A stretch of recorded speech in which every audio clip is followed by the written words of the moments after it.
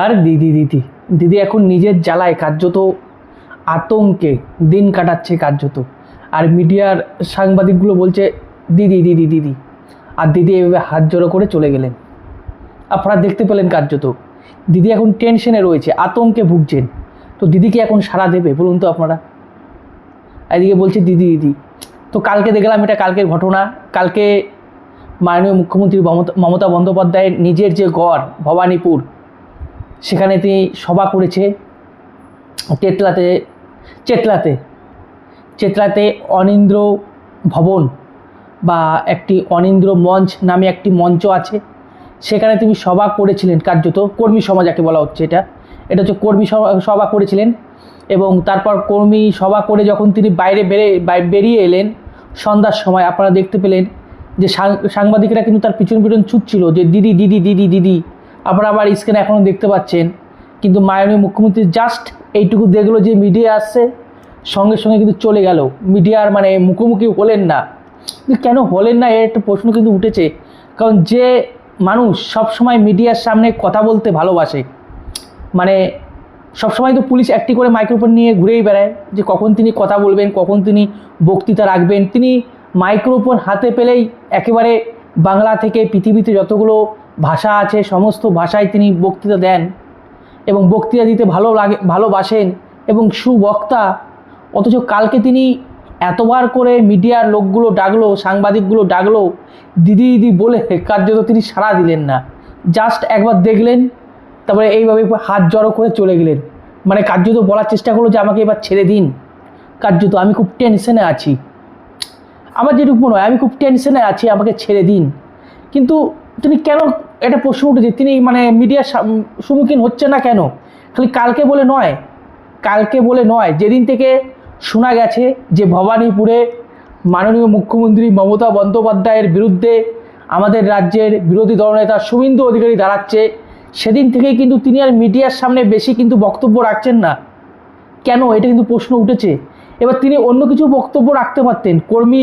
কর্মী সভা হচ্ছে, তিনি কর্মীদের কি বার্তা দিলেন সেটা না ছেড়েও, মানে সেটা না বলেও, সেই কথা না বলেও অন্য কোনো কথা বলতে পারতেন। আর আমার যেটুকু মনে হয় যারা সাংবাদিক ছিলেন তারা অবশ্যই জিজ্ঞেস করতেন যে শুভেন্দু অধিকারী যে এখানে দাঁড়াচ্ছে সে সাপেক্ষে মানে প্রশ্ন নিশ্চয়ই করতো।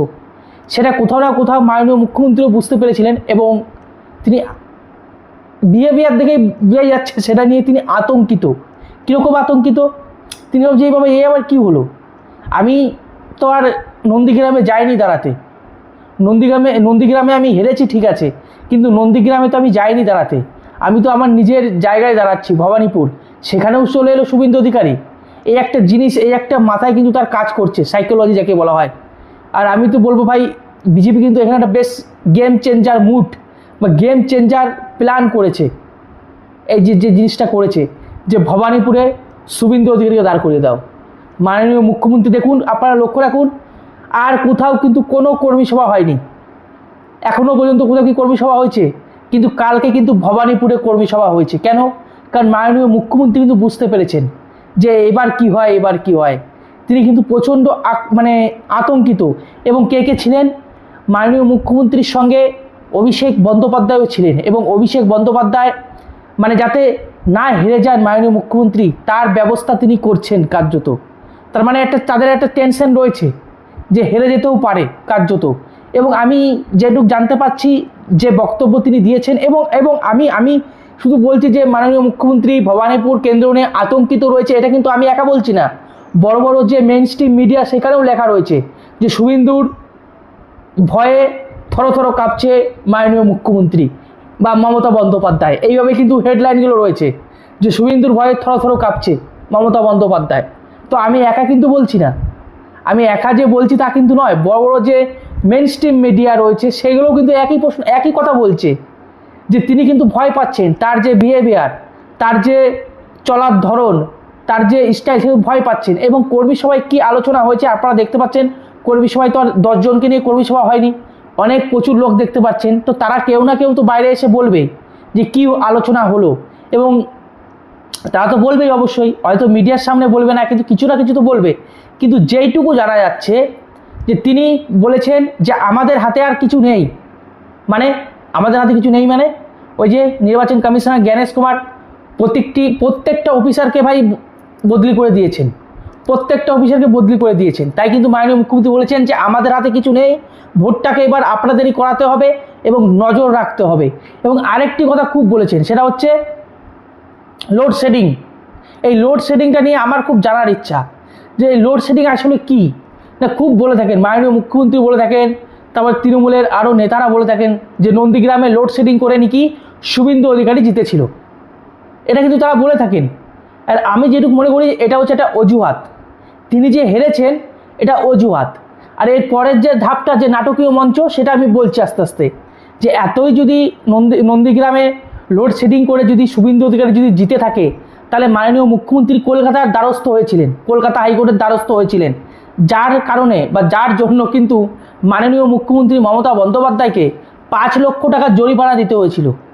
এই কেসের কারণে 5 লক্ষ টাকা জরিমানা দিতে হয়েছিল। তারপরে দেখলাম যে ধীরে ধীরে তারা কিন্তু এই কেসটাকে আগিয়ে নিয়ে গেল না। কেন আগিয়ে নিয়ে গেল না? তাদের হাতে তো অনেক বড় উকিল রয়েছে, কপিল সিব্বলের মতন উকিল, যাদের উকিল রয়েছে যাদের হাতে, তারা এই কেসটাকে নিয়ে আর কোনো কিন্তু নাড়াচাড়া করলো না। তারা কিন্তু এই কেসটা নিয়ে নাড়াচাড়া করলো না। এই যে লোডশেডিংয়ের যে কথাটা আমি বলছি, কিন্তু কালকে আমি এখানে স্পষ্ট শুনতে পেলাম, মানে যেটুকু জানতে পারছি, লোডশেডিংয়ের কথা কিন্তু উঠেছে যে যেন লোডশেডিং যেন না হয়। ভাই কলকাতার মতন শহরে লোডশেডিং কেন হবে? এটাই তো বড় প্রশ্ন, যে কলকাতার মতন শহরে লোডশেডিং কেন হবে? আর লোডশেডিং নিয়ে যদি এত সমস্যা, আপনারা কেন এইটাকে নিয়ে আরও সুপ্রিম কোর্টের দ্বারস্থ হলেন না? কেন কলকাতা হাইকোর্টের কাছে গেলেন, তারপরে 5 লক্ষ টাকা জরিমানা দিলেন, তারপরে ধীরে ধীরে কেসটাকে আপনারা ছেড়ে দিলেন? কেন আপনারা সুপ্রিম কোর্টের দ্বারস্থ হলেন না? যেতে পারতেন, যে লোডশেডিং করে শুভেন্দু অধিকারী জিতেছে নন্দীগ্রামে, কিন্তু আপনারা তো গেলেন না।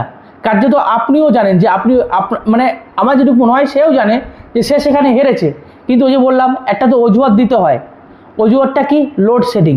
আর মানুষকে তো বোঝাতে হবে যে হ্যাঁ, লোডশেডিং করেই জিতেছে শুভেন্দু অধিকারী।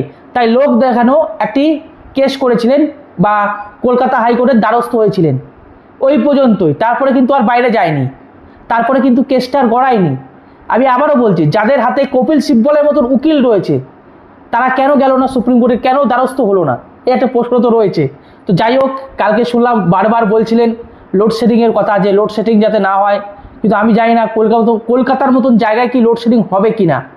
আর এবার বলছি অভিষেক বন্দ্যোপাধ্যায় কী বলেছেন। অভিষেক বন্দ্যোপাধ্যায় বলেছেন কলকাতায় যতগুলো বিধানসভা আছে তার থেকে সবথেকে বেশি ভবানীপুরে জিততে হবে বড় মার্জিনে। আর এই কথা থেকেই বোঝা যাচ্ছে যে তারা খুবই চিন্তিত, খুবই টেনশন। কারণ তারাও জানে যে মাননীয় মুখ্যমন্ত্রী কিন্তু নন্দীগ্রামে দাঁড়াতে যায়নি শুভেন্দু অধিকারী বিরুদ্ধে। মাননীয় মুখ্যমন্ত্রী দাঁড়িয়েছেন ভবানীপুর, কিন্তু শুভেন্দু অধিকারী চলে এসছে দাঁড়াতে। তো এখন একটা বেশ ভয় লাগছে কার্যত। আমার যেটুকু মনে হচ্ছে তাদের খুবই ভয় লাগছে। তো আপনাদের কী মনে হচ্ছে আপনারা অবশ্যই কমেন্টে জানান। আর আমি প্রথম থেকেই বলে আসছি যে এই জিনিসটাই বিজেপি কিন্তু ভেবেছে, এটা অনেক, আমি তো বলবো এটা মাস্টার স্ট্রোক দিয়েছে বিজেপি, যে মাননীয় মুখ্যমন্ত্রীর বিরুদ্ধে শুভেন্দু অধিকারীকে দাঁড় করানো হোক। আর শুভেন্দু অধিকারী যা শুরু করেছে, যেভাবে কার্যত ভবানীপুরে ভোট প্রচার করছে, আপনারা সেই ভিডিও দেখতে পাচ্ছেন। এটা কালকের ভিডিও, কালকে ভবানীপুরে কালীঘাটে পুজো দিয়েছেন শুভেন্দু অধিকারী, আপনারা দেখতে পাচ্ছেন।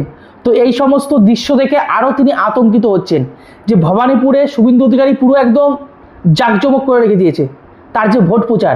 সে জিতুক হারুক পরের কথা, শুভেন্দু অধিকারী জিতুক হারুক পরের কথা, কিন্তু যে সাইকোলজি যে গেম, সেই সাইকোলজি গেমে কিন্তু শুভেন্দু অধিকারী এগিয়ে রয়েছে আমি যেটুকু মনে করি, বা বিজেপি কিন্তু এগিয়ে রয়েছে ভবানীপুরে। কারণ মাননীয় মুখ্যমন্ত্রীর মনের দিক দিয়ে কিন্তু ভেঙে গেছে, মনের দিক দিয়ে পুরোপুরি চিন্তিত যে কি হয়। কারণ তার মাথায় কিন্তু একটা কথা ঘুরছে যে নন্দীগ্রামে সে হেরেছে, আবার যদি এখানে সে যদি হারে, তা তো ভাই বুঝতেই পারছেন কতটা কষ্ট। তো এবং শুভেন্দু যা প্রচার করছে আপনারা দেখতে পাচ্ছেন সেই ভিডিও। তো আপনাদের কি মনে হয় আপনারা অবশ্যই কমেন্টে জানান। যে এই তো সবে কাঁপুনি শুরু হয়েছে, এরপরে ঝাঁকুনি শুরু হবে, আরও অনেক কিছুই। তো ভালো থাকুন, সুস্থ থাকুন, রাম রাম, ভারত মাতা কি জয়, বন্দে মাতরম, জয় শ্রীরাম।